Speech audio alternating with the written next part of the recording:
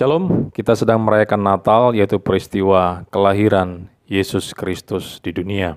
Ada satu teks yang seringkali sudah disampaikan dan memang kita tidak boleh lupakan, yaitu Lukas pasal 2 ayat 10 dan 11. Dinyatakan, lalu kata malaikat itu kepada mereka, jangan takut, sebab sesungguhnya aku memberitakan kepadamu kesukaan besar untuk seluruh bangsa.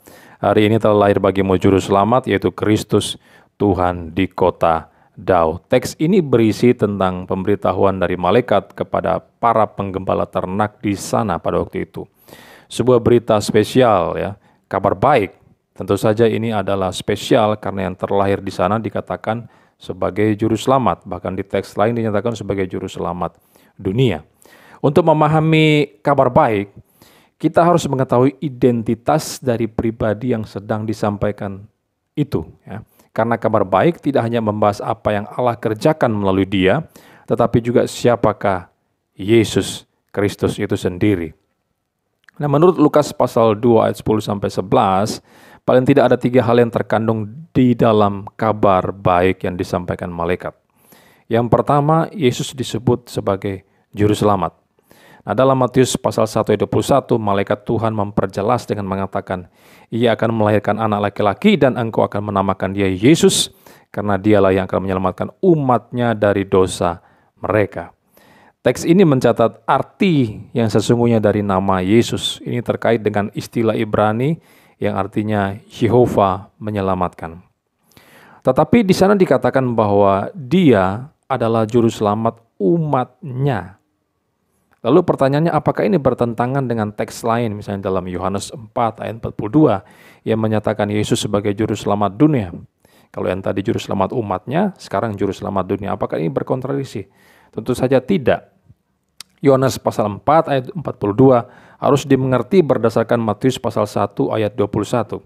Kata dunia di sana tidak menunjuk kepada semua manusia di dunia, seadanya orang di dunia. Tetapi bahwa Yesus bukan hanya menyelamatkan orang-orang di kalangan Yahudi saja, namun juga untuk bangsa-bangsa lain di luar Yahudi atau di luar Israel yang percaya kepadanya. Ini konteksnya. Nah, itu sebabnya dia pada suatu ketika menjumpai perempuan Samaria dan menyampaikan kabar baik kepadanya. Nah, inilah arti yang sesungguhnya dari nama Yesus, yaitu juru selamat. Ini juga yang menjadi tujuan kelahirannya di dunia, yaitu untuk menyelamatkan manusia dari dosa mereka.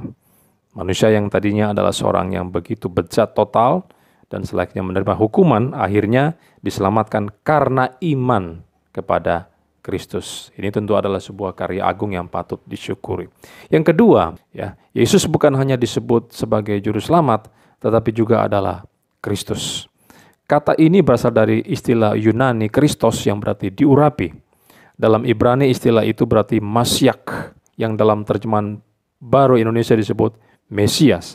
Nah, perjanjian lama itu mencatat bahwa Yesus adalah Mesias ilahi yang memiliki pra-keberadaan sebelum lahir di dunia. Yang ketiga, Yesus juga disebut dengan Tuhan. Nah, kitab suci secara jelas mencatat Yesus adalah Tuhan. Teks Yunani menggunakan kata kurios untuk kata Tuhan. Kata itu memiliki 2 arti, bisa berarti Tuhan, tapi juga bisa berarti Tuhan. Ya. Dan saksi Yehova mengatakan Yesus adalah makhluk yang pertama kali diciptakan Allah. Ini tentu saja salah karena Yesus adalah pencipta segala sesuatu. Dan itu ditunjukkan dalam banyak teks, misalnya Yohanes pasal 1 ayat 3. Dan bukannya makhluk ciptaan. Manusia Yesus memang diciptakan. Dia memang diciptakan. Tetapi dia memiliki praeksistensi sebelum segalanya tercipta. Yesus itu telah ada bersama Bapa sejak kekekalan lampau. Dia adalah Tuhan dan Allah sepenuhnya. Misalnya dalam Yohanes pasal 20 ayat 28. Nah, saudara, jika saudara ingin mengetahui identitas Kristus yang lahir pada Natal 2000-an tahun yang lampau, minimal ada 3 poin ini yang seharusnya Anda yakini. bahwa Yesus adalah Kristus, ini terkait dengan kemanusiaan Yesus yang diurapi, tetapi juga dia tidak hanya sebatas manusia, namun juga adalah Tuhan. Ia memiliki keberadaan sebelum dia dilahirkan oleh Maria.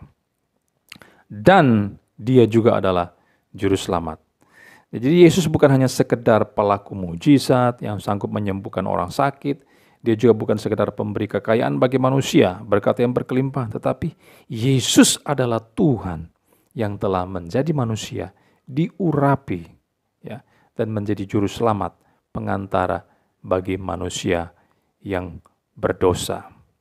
Tapi pertanyaannya sekarang adalah, sudahkah saudara memiliki Yesus?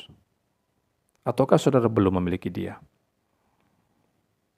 Ingat, Yesus adalah Tuhan dan Juru Selamat yang sanggup menyelamatkan engkau dari hukuman kekal di neraka. Jikalau Anda datang kepada dia, percaya kepadanya.